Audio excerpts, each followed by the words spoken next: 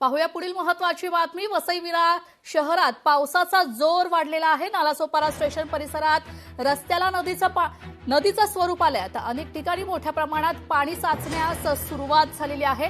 महापालिकेचा नालेसफाईचा दावा आता फोल ठरलेला दिसून येतोय।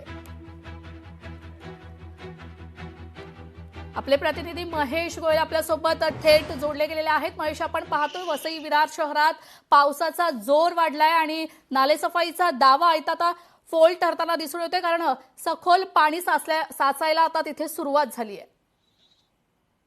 नक्कीच पाहू शकता मॅडम, सकाळपासून जो पाऊस सुरुवात झालेली आहे त्या पावसाचा मुसळधार पाऊस जो रात्रीपासून चालू आहे, त्यामुळे वसई विरार नालासोपारा परिसरात स्टेशन परिसरामध्ये रस्ते जे आहे ते नदीचे स्वरूप घेतलेलं आहे।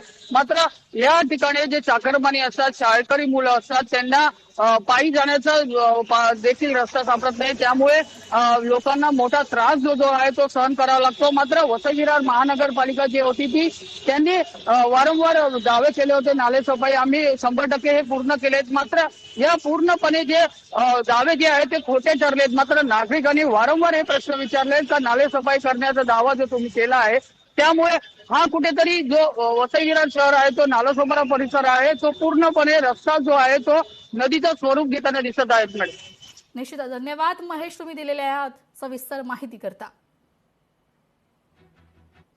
पाहूया पुढील महत्त्वाची बातमी। ठाण्यात 2 दिवसांपासून पावसाची संततधार कायम आहे।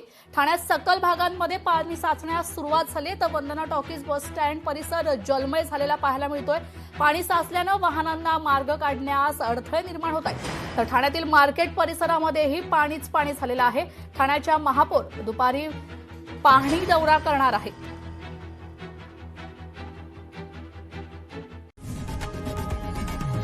लोकशाही मराठी ऐका, पहा, जागरूक रहा।